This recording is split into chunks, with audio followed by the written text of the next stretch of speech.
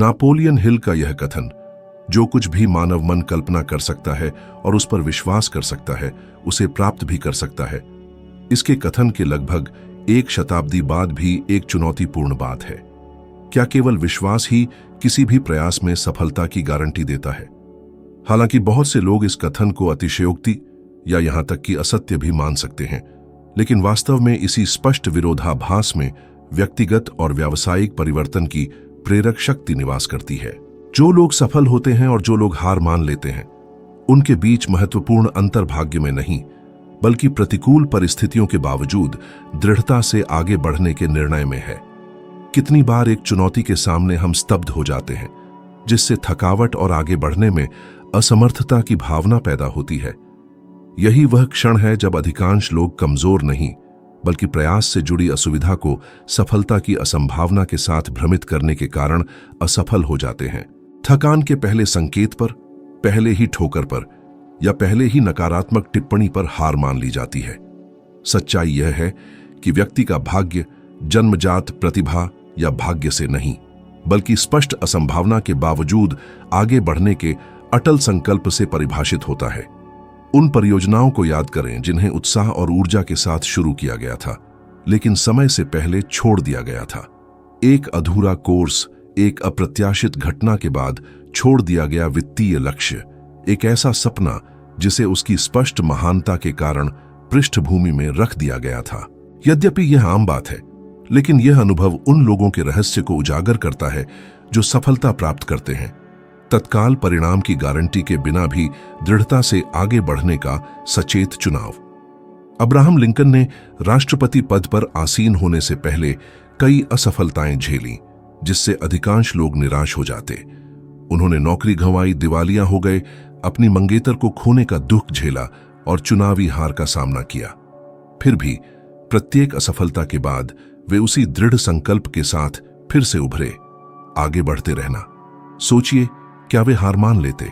दुनिया अपने सबसे महत्वपूर्ण नेताओं में से एक को खो देती और संयुक्त राज्य अमेरिका का इतिहास पूरी तरह से अलग हो सकता था। दृढ़ता की क्षमता एक मांसपेशी के समान है। जितना अधिक इसका उपयोग किया जाता है, यह उतनी ही मजबूत होती जाती है। यह शक्ति केवल महान क्षणों में ही नहीं, बल्कि रोजमर्रा के छोटे छोटे चुनावों में भी बनती है।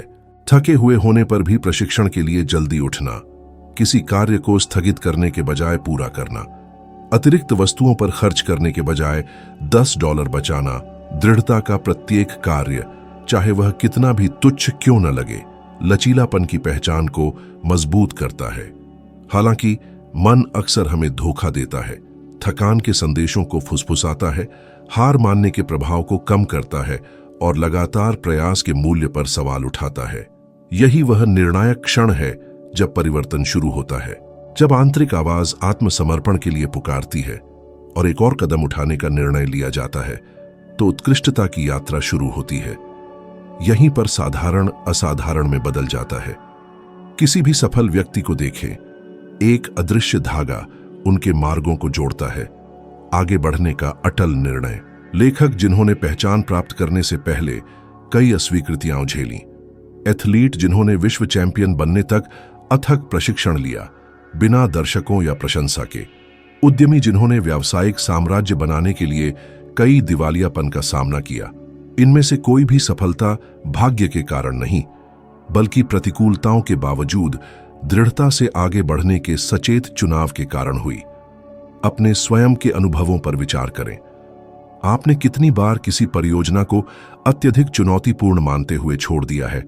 आपने कितनी बार खुद को यह विश्वास दिलाया है कि आपके पास और कोई ताकत नहीं है, जबकि वास्तव में केवल एक अतिरिक्त कदम की आवश्यकता थी?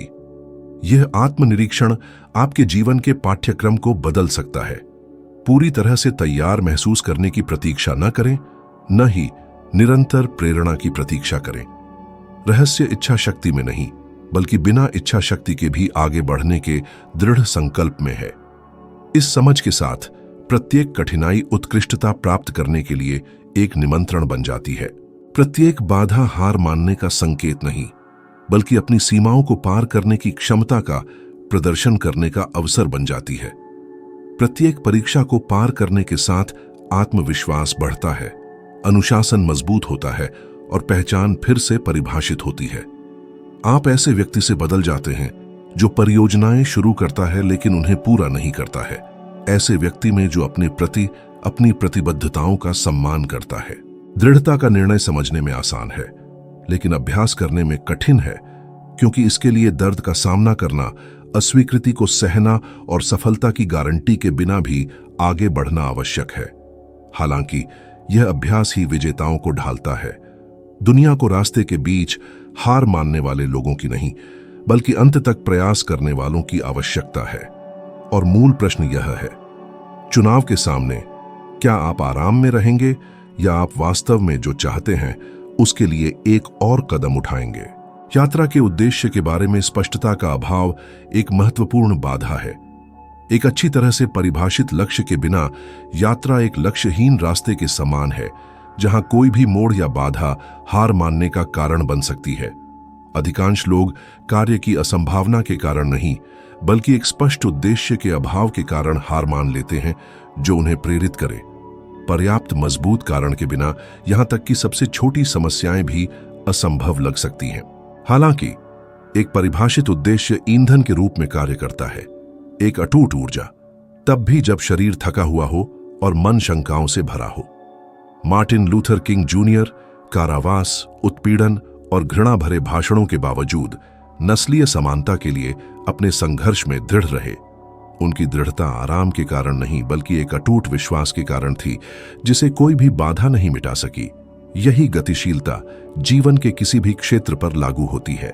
मैं अधिक पैसा चाहता हूं या मैं खुश रहना चाहता हूं जैसे अस्पष्ट लक्ष्य पहली कठिनाइयों के सामने अपनी ताकत खो देते हैं। दूसरी ओर, मैं अपने परिवार के भविष्य को सुरक्षित करने के लिए वित्तीय स्वतंत्रता प्राप्त करना चाहता हूं, या मैं रोजगार पैदा करने और जीवन बदलने के लिए उद्यम करना चाहता हूं। जैसे स्पष्ट उद्देश्य प्रत्येक चुनौती को अर्थ प्रदान करते हैं, बलिदान को एक बड़ी प्रक्रिया का हिस्सा बनाते हैं। मनोविज्ञान में अध्ययन दर्शाते हैं कि एक परिभाषित उद्देश्य वाले व्यक्ति वित्तीय, भावनात्मक और शारीरिक रूप से दोगुनी तक विपत्तियों का सामना करते हैं। कुछ दिवालियापन या बीमारियों के सामने दृढ़ रहते हैं, जबकि अन्य छोटी बाधाओं के सामने टूट जाते हैं। सवाल यह बना रहता है, कौन सा उद्देश्य इतना मजबूत है कि आपका समर्थन करे, तब भी जब आपके आसपास के सभी लोग आप पर विश्वास नहीं करते हैं? नापोलियन हिल ने इस सच्चाई का अनुभव किया। अपनी युवावस्था में उन्होंने अपने साहित्यिक जीवन को लगभग छोड़ दिया था, जब तक कि एंड्रयू कार्नेगी ने उन्हें अपने समय के सबसे सफल व्यक्तियों के अध्ययन को 20 साल समर्पित करने की चुनौती नहीं दी। हिल मना कर सकते थे, एक आसान रास्ता चुन सकते थे, लेकिन उन्होंने चुनौती स्वीकार कर ली, मिशन के बड़े उद्देश्य को पहचानते हुए। इस निर्णय ने न केवल उनके अपने जीवन को बदल दिया, बल्कि उनके लेखन के माध्यम से लाखों लोगों के जीवन को भी प्रभावित किया। अपने जीवन में इन सिद्धांतों को लागू करने के लिए आज ही एक छोटे, संक्षिप्त और विशिष्ट वाक्य में अपने उद्देश्य को लिखना शुरू करें। ऐसा कुछ जो आपको गहराई से प्रभावित करे। इस वाक्य को रोजाना पढ़ें, खासकर उन दिनों में जब हार मानने का मन करे। इसे एक दृश्यमान स्थान पर रखें, जैसे आपका कमरा या आपके मोबाइल फोन की स्क्रीन पर एक निरंतर अनुस्मारक के रूप में। इस प्रकार हर बार जब आपका मन आपको रुकने के लिए मनाने की कोशिश करेगा, तो आपके पास यह जानने के लिए एक शक्तिशाली सुदृढ़ीकरण होगा कि आपने शुरुआत क्यों की थी। याद रखें, प्रेरणा क्षणिक है, जबकि उद्देश्य एक निरंतर लौ है जो प्रतिकूलताओं के बीच भी दृढ़ता से आगे बढ़ने की इच्छा को जीवित रखती है। यह वह है जो दर्द को प्रगति, अस्वीकृति को शिक्षा और असफलता को सफलता के लिए कदमों में बदल देता है। अपने लक्ष्यों को प्राप्त करने वालों और हार मानने वालों के बीच अंतर उनके अटल उद्देश्य की स्पष्टता में है। आज से केवल यह न पूछें कि आप क्या चाहते हैं, बल्कि यह भी पूछें कि आप क्यों चाहते हैं। जब आपको यह उत्तर मिल जाए तो उसे दृढ़ता से संजो कर रखें, क्योंकि यह कठिन समय में आपका मार्गदर्शक और दुनिया के आपके सामने रुकने के लिए कहने पर आपकी ताकत होगी। सबसे आम गलतियों में से एक है सपने को लक्ष्य के साथ मिलाना। सपना एक प्रेरणादायक छवि है, एक अस्पष्ट इच्छा। लक्ष्य बदले में इस सपने को वास्तविक, ठोस और प्राप्त करने योग्य बनाता है। स्पष्ट लक्ष्यों के बिना यहां तक कि सबसे बड़े सपने भी रोजमर्रा के विकर्षणों द्वारा निगल लिए जाते हैं। यही कारण है कि कई लोग वर्ष के अंत में स्थिरता की भावना के साथ समाप्त होते हैं, क्योंकि उन्होंने कभी भी अपने इरादों को ठोस प्रतिबद्धताओं में नहीं बदला। नेपोलियन हिल ने कहा कि एक लक्ष्य एक निश्चित समय सीमा वाला सपना है, और यह कथन सफलता के सार को संक्षेप में प्रस्तुत करता है। एक स्पष्ट लक्ष्य स्थापित करके आप स्वयं को यह दृढ़ इरादा व्यक्त करते हैं कि आप अपने भविष्य को संयोग के चक्कर में नहीं डालेंगे। आप इस निष्क्रिय उम्मीद को छोड़ देते हैं कि भाग्य आपको अनुकूल होगा और चरण दर चरण अपने इच्छित मार्ग का निर्माण करने की जिम्मेदारी उठाते हैं। यह एक यात्रा के समान है। आप एक असाधारण गंतव्य की झलक पा सकते हैं, लेकिन एक रणनीतिक योजना और विस्तृत रोड मैप के बिना आप अनिवार्य रूप से भटक जाएंगे, कीमती समय और ऊर्जा बर्बाद करेंगे। एक स्पष्ट उदाहरण वित्तीय क्षेत्र में है। बहुत से लोग समृद्धि की इच्छा व्यक्त करते हैं, लेकिन वास्तव में कितने लोग विशिष्ट लक्ष्य निर्धारित करते हैं, वांछित राशि, उसकी पूर्ति की समय सीमा और उपयोग की जाने वाली विधियों को निर्धारित करते हैं। किसी ऐसे व्यक्ति पर विचार करें जिसका लक्ष्य 5 वर्षों की अवधि के लिए प्रति माह $100 की बचत करना है। शुरू में यह मामूली लग सकता है, लेकिन यह स्पष्टता अनुशासन पैदा करती है, निरंतरता को बढ़ावा देती है और समय के साथ ठोस परिणाम देती है। जो केवल मुझे अधिक बचत करनी है कहता है, वह संभवतः उपभोक्तावादी आवेगों के आगे झुक जाएगा, क्योंकि कोई ढांचा नहीं है जो उसका समर्थन करे। यह सिद्धांत जीवन के किसी भी क्षेत्र पर लागू होता है। एक लेखक जिसने एक साहित्यिक कृति को पूरा करने का प्रस्ताव दिया है, उसे प्रतिदिन लिखे जाने वाले पृष्ठों की संख्या को परिभाषित करने की आवश्यकता है, भले ही वे केवल 2 ही क्यों न हों। एक छात्र जो एक महत्वपूर्ण परीक्षा में उत्तीर्ण होना चाहता है, उसे सामग्री को साप्ताहिक लक्ष्यों में विभाजित करना चाहिए। एक विशाल चुनौती के दबाव को छोटी छोटी प्रगतिशील उपलब्धियों में बदलना चाहिए। मानवता की सबसे बड़ी उपलब्धियां भी इसी तर्क से निकली हैं। चंद्रमा की उपलब्धि एक ही छलांग में नहीं हुई, बल्कि विशिष्ट लक्ष्यों, सावधानी पूर्वक गणनाओं और छोटी छोटी जीत के माध्यम से हुई, जो संचित होकर एक ऐतिहासिक उपलब्धि में परिणत हुई। शोध बताते हैं कि जो व्यक्ति अपने लक्ष्यों को लिखित में दर्ज करते हैं, उनमें उन लोगों की तुलना में 42% अधिक संभावना होती है जो केवल अपने विचारों को याद रखते हैं। ऐसा इसलिए है क्योंकि लिखने का कार्य एक औपचारिक प्रतिबद्धता का प्रतिनिधित्व करता है, जैसे कि आप विचार को सपनों के क्षेत्र से वास्तविकता के क्षेत्र में ले जा रहे हों। इस लक्ष्य को प्रतिदिन पढ़ने से यह आपकी पहचान का हिस्सा बन जाता है, आपके विकल्पों को आकार देता है और आपके अनुशासन को मजबूत करता है। नेपोलियन हिल इस गतिशीलता को समझते थे जब उन्होंने न केवल महान सपनों की महत्वाकांक्षा की सिफारिश की, बल्कि इन सपनों को समय सीमा, मात्रा और ठोस कार्यों में स्थापित करने की भी सिफारिश की। उन्होंने माना कि इच्छा अपने आप में अपर्याप्त है, संरचना की आवश्यकता है। इसलिए केवल यह विचार करने के बजाय कि आप 5 वर्षों में कहां रहना चाहेंगे, यह पूछना शुरू करें, अगला व्यावहारिक कदम क्या है जिसे मैं आज ही निष्पादित कर सकता हूं। क्योंकि भविष्य इरादों से नहीं, बल्कि छोटे छोटे लक्ष्यों की प्राप्ति से बनता है, एक एक करके। और शायद यही मुख्य अंतर है उन लोगों के बीच जो प्राप्त करते हैं और उन लोगों के बीच जो केवल कल्पना करने तक ही सीमित रहते हैं। जो बिना लक्ष्य के सपने देखते हैं, वे अक्सर परियोजनाओं को शुरू करने और रोकने के एक दुष्चक्र में फंस जाते हैं। जो लोग अपने विजन को स्पष्ट लक्ष्यों में बदलते हैं, भले ही वे मामूली हों, वे अपनी इच्छाओं की दिशा में एक ठोस मार्ग बनाते हैं। अधिक भाग्यशाली होने के कारण नहीं, बल्कि अपने सपनों को व्यवस्थित करने का विकल्प चुनने के कारण। आखिरकार जीवन स्पष्ट इच्छाओं को नहीं, बल्कि प्रत्येक सपने को एक सटीक लक्ष्य और प्रत्येक लक्ष्य को एक प्रभावी कार्रवाई में बदलने के अनुशासन को पुरस्कृत करता है। आपने कितनी बार दूसरों की राय के कारण आगे बढ़ना छोड़ दिया है कि आपका सपना बहुत ही साहसिक था? यह जीवन के सबसे बड़े जालों में से एक है, बाहरी आवाजों को पूर्ण सत्य के रूप में व्याख्या करना। एक साहसिक लक्ष्य साझा करने पर लगभग हमेशा कोई इसे जोखिम भरा, असंभव बताएगा, आपको अधिक यथार्थवादी होने की सलाह देगा। अक्सर यह दुर्भावना से नहीं, बल्कि अपनी क्षमता में विश्वास करने में असमर्थता से होता है। इसलिए आपको उससे बचाने के लिए, जिसे वह एक अपरिहार्य निराशा मानता है, व्यक्ति संदेह बोना पसंद करता है। हालांकि वास्तविकता यह है कि कोई भी आपके सपने में उतनी तीव्रता से विश्वास साझा नहीं करेगा जितना आप करते हैं, और यह पूरी तरह से स्वीकार्य है, क्योंकि यह उनकी जिम्मेदारी नहीं है। गैलीलियो गैलीली ने कुछ ऐसा देखा जिसे दूसरे समझने के लिए तैयार नहीं थे। उन्हें निंदा किया गया, अपमानित किया गया और चुप करा दिया गया, लेकिन उनका दृष्टिकोण समय के साथ बना रहा और आज उन्हें विज्ञान के सबसे महान व्यक्तियों में से एक के रूप में पहचाना जाता है। अल्बर्ट आइंस्टीन को भी उपहास का सामना करना पड़ा। उनके विचार बेतुके लगते थे जब तक कि वे आधुनिक भौतिकी का आधार नहीं बन गए। ये उदाहरण दर्शाते हैं कि आलोचना अक्सर दूसरों की सीमाओं को दर्शाती है। अगर उन्होंने आलोचकों को खुश करने के लिए हार मान ली होती तो दुनिया को अगणित प्रगति का नुकसान होता।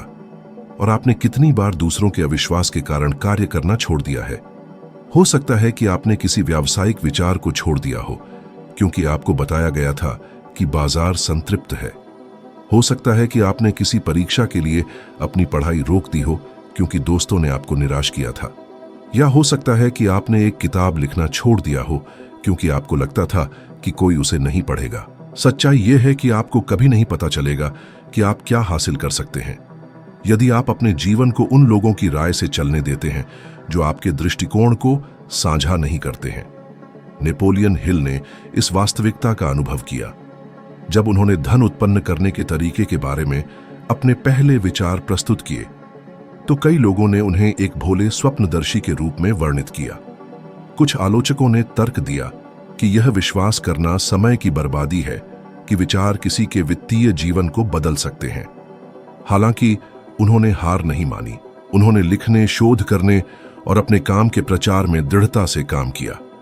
दशकों बाद उनकी पुस्तक ने दुनिया भर के लाखों लोगों तक पहुंच बनाई, यह साबित करते हुए कि उनका विश्वास किसी भी आलोचना से अधिक मजबूत था। कल्पना कीजिए कि अगर उन्होंने पहली नकारात्मक टिप्पणी पर हार मान ली होती, शायद आप आज ये शब्द नहीं पढ़ रहे होते। यह समझना आवश्यक है कि आलोचना हमेशा होगी। हमेशा कोई न कोई होगा जो कमियों को इंगित करने, आपकी क्षमताओं पर संदेह करने या आपके प्रयासों पर हंसने के लिए तैयार रहेगा।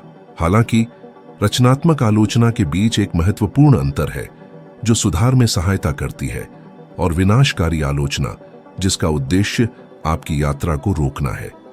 रहस्य पहली का स्वागत करना और दूसरी को अनदेखा करना है। जो लोग इन तत्वों को छान सकते हैं उन्हें एक महत्वपूर्ण लाभ प्राप्त होता है क्योंकि वे बाहरी शोर से खुद को स्थिर नहीं होने देते हैं। एक उत्सुक पहलू है, अक्सर वही लोग जो शुरुआत में आपका उपहास करते थे, जब वे आपके परिणाम देखते हैं तो वे सबसे पहले यह पूछते हैं कि आपको सफलता कैसे मिली, क्योंकि परिणाम किसी भी राय से अधिक जोर से बोलते हैं। यही कारण है कि दूसरों की उपेक्षा के बावजूद दृढ़ रहना आपके द्वारा खुद को दी जा सकने वाली सबसे मजबूत साहस की अभिव्यक्तियों में से एक है। इसलिए जब आप सुने कि आपका सपना पागलपन है तो याद रखें कि लगभग सभी महान उपलब्धियां इस तरह से शुरू हुईं। असंभव लग रही थीं। दूसरों की आलोचना आपकी क्षमता को परिभाषित नहीं करती है, बल्कि केवल दूसरे के दृष्टिकोण की सीमाओं को प्रकट करती है। और मुख्य प्रश्न जो आपको खुद से पूछना चाहिए वह यह है, क्या आप दूसरों की सीमाओं के अनुसार जिएंगे या आप यह पता लगाने की हिम्मत करेंगे कि आप कहां तक पहुंच सकते हैं। जीवन कभी भी एक रेखीय पथ का पालन नहीं करेगा और शायद आपने इसे व्यवहार में पहले ही देख लिया होगा। आप जितना चाहें विस्तार से योजना बनाएं, हमेशा अप्रत्याशित घटनाएं, गिरावट, गलतियां और ऐसी स्थितियां आएंगी जो आपके नियंत्रण से बाहर हैं। यहीं पर बहुत से लोग हार मान लेते हैं, यह मानते हुए कि एक बार असफल होना नए अवसरों की अनुपस्थिति का मतलब है। लेकिन सच्चाई यह है कि जो लोग अपने लक्ष्यों को प्राप्त करते हैं और जो लोग रास्ते से भटक जाते हैं, उनके बीच का अंतर इस बात में है कि हर कोई असफलता की व्याख्या कैसे करता है। कुछ इसे अंतिम बिंदु के रूप में देखते हैं, अन्य इसे प्रक्रिया का एक अंतर्निहित हिस्सा समझते हैं। थॉमस एडिसन इसका सबसे प्रतीकात्मक उदाहरण है। जब लैंप बनाने के उनके पहले प्रयास विफल हो गए तो वे आलोचकों के उपहास के आगे झुक सकते थे। वह इस विचार को स्वीकार कर सकता था कि यह असंभव था, लेकिन इसके बजाय उसने प्रत्येक गलती को एक कदम आगे के रूप में मानना सीखा। मैं असफल नहीं हुआ, मैंने केवल 10,000 ऐसे तरीके खोजे जो काम नहीं करते। यह मानसिकता लचीलेपन का सार है। यह दर्द को अनदेखा करने या नाटक करने के बारे में नहीं है कि कुछ नहीं हुआ, बल्कि प्रत्येक गिरावट को एक नया अर्थ देने के बारे में है। प्रत्येक बाधा जो एक अपारगम्य दीवार लगती है, वास्तव में आपकी इच्छा शक्ति को मजबूत करने के लिए एक परीक्षण है। विज्ञान ने सिद्ध किया है कि लचीले लोग अधिक भावनात्मक कल्याण और यहां तक कि अधिक जीवन प्रत्याशा का आनंद लेते हैं। ऐसा इसलिए है क्योंकि उन्होंने बिना अपनी पहचान को नष्ट किए दबाव से निपटना सीखा है। वे समझते हैं कि कठिनाइयां दंड नहीं, बल्कि तैयारी है। असफलता का उद्देश्य स्थिर करना नहीं, बल्कि मजबूत करना है। और आपने कितनी बार यह मानते हुए किसी चीज को छोड़ दिया है कि कठिनाई इस बात का संकेत है कि आपको आगे नहीं बढ़ना चाहिए? क्या यह केवल जीवन ही नहीं था जो आपको उस विजय के भार को सहन करने के लिए तैयार कर रहा था जो अभी आने वाली है? नेपोलियन हिल ने भी इस अनुभव से गुजरा। वर्षों तक उन्होंने अपने विचारों का प्रचार करते समय अस्वीकृति और अविश्वास का सामना किया। बहुतों को संदेह था कि मन की शक्ति और मानसिक अनुशासन के माध्यम से धनवान होना संभव है। हालांकि उन्होंने दबाव के आगे घुटने नहीं टेके। उन्होंने दृढ़ता से काम किया, अपनी भाषा को अनुकूलित किया, अपने तरीकों में सुधार किया और प्रत्येक बाधा को सीखने में बदल दिया। अगर वह पहली आलोचनाओं के सामने हार मान लेता तो उसके सबक लाखों लोगों तक कभी नहीं पहुंच पाते। महत्वपूर्ण बात यह है कि लचीलापन का मतलब तकलीफों का न होना नहीं है। इसके विपरीत असली लचीलापन इन तकलीफों से गुजरने और यह तय करने में है कि इनका आखिरी शब्द नहीं होगा। यह समझना है कि हर ठोकर में विकास का बीज छिपा होता है। अगर किसी व्यापार में आपको नुकसान हुआ तो इसका मतलब यह नहीं कि आप उद्यमी बनने के लायक नहीं हैं। असफलता को व्यक्तिगत विकास की एक स्वाभाविक प्रक्रिया के रूप में समझने के लिए नई रणनीतियां अपनानी होंगी और पिछली गलतियों के विश्लेषण के माध्यम से लगातार सीखना होगा। उदाहरण के लिए, किसी रिश्ते में टूटना प्यार करने की अक्षमता नहीं दर्शाता, बल्कि अपनी पसंद और व्यवहार के पैटर्न के बारे में गहन आत्मनिरीक्षण की जरूरत को दर्शाता है, ताकि भविष्य में मजबूत और स्थायी रिश्ते बनाए जा सकें।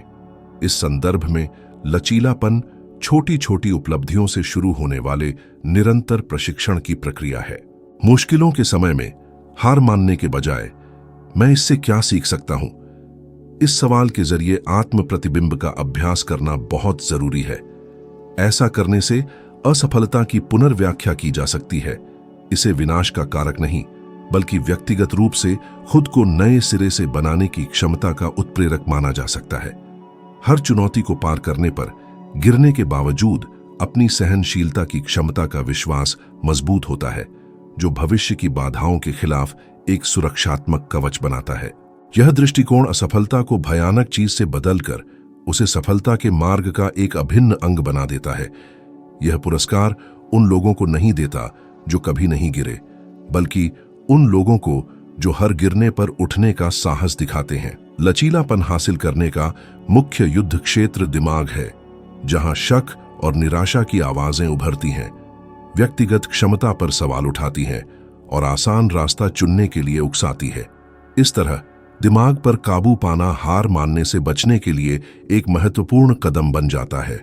जबकि बहुत से लोग बाहरी तकनीकों, रणनीतियों या उपकरणों को हासिल करने पर ध्यान केंद्रित करते हैं, वे परिवर्तन के वास्तविक इंजन को नजरअंदाज करते हैं। रोजाना पैदा होने वाले विचारों पर नियंत्रण। मोहम्मद अली ने दुनिया भर में पहचान पाने से पहले ही इस सिद्धांत का उदाहरण दिया था।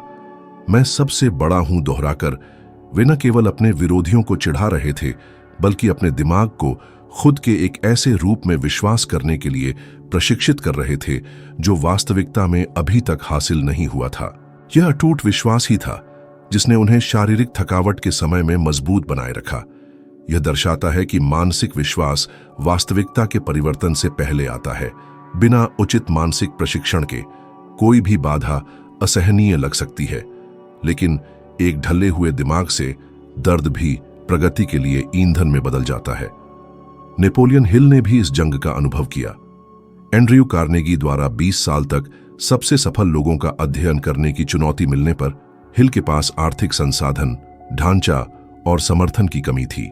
उनकी एकमात्र संपत्ति सफलता में अपनी क्षमता में विश्वास करने का आंतरिक निर्णय था।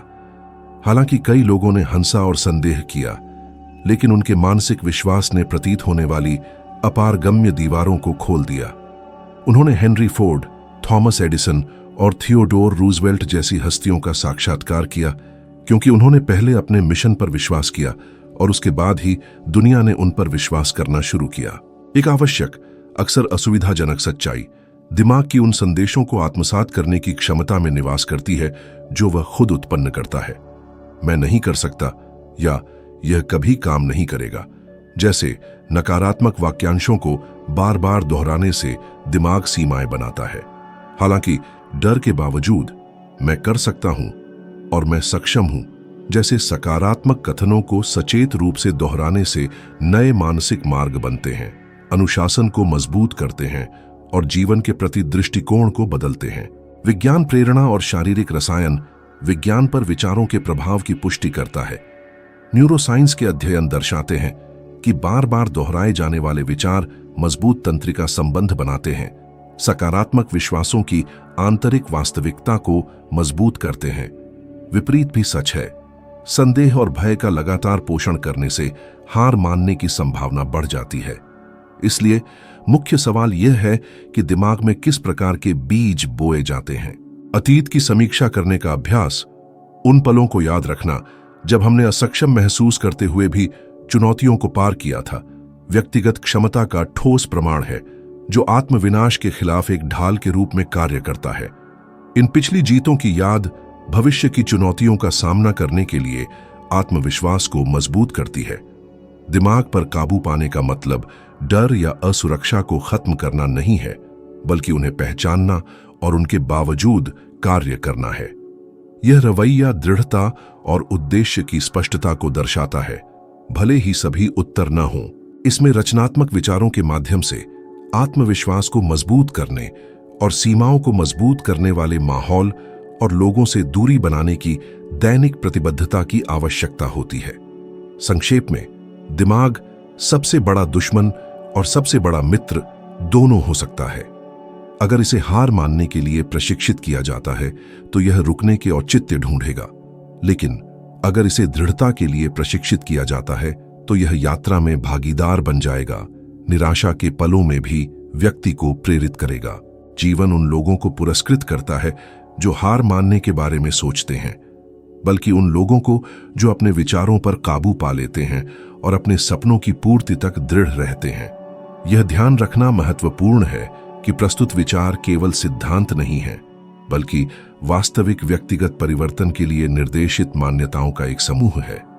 इस पाठ को पूरी तरह से पढ़ने से पता चलता है कि व्यक्तिगत विकास की तलाश एक आंतरिक शक्ति की उपस्थिति को दर्शाती है जो औसत दर्जे और अनुपालन को अस्वीकार करती है। इस पाठ का उद्देश्य हर दिन इस आंतरिक शक्ति को जगाना है, केवल मनोरंजन के लिए नहीं, बल्कि व्यक्तिगत विकास के लिए एक संयुक्त यात्रा के लिए। यह यात्रा यहीं समाप्त नहीं होती है। अगला कदम उस वीडियो में है जो स्क्रीन पर है, जहां यहां प्रस्तुत शिक्षाओं को गहराई से समझाया जाएगा। मैं आपसे अगले वीडियो में मिलूंगा।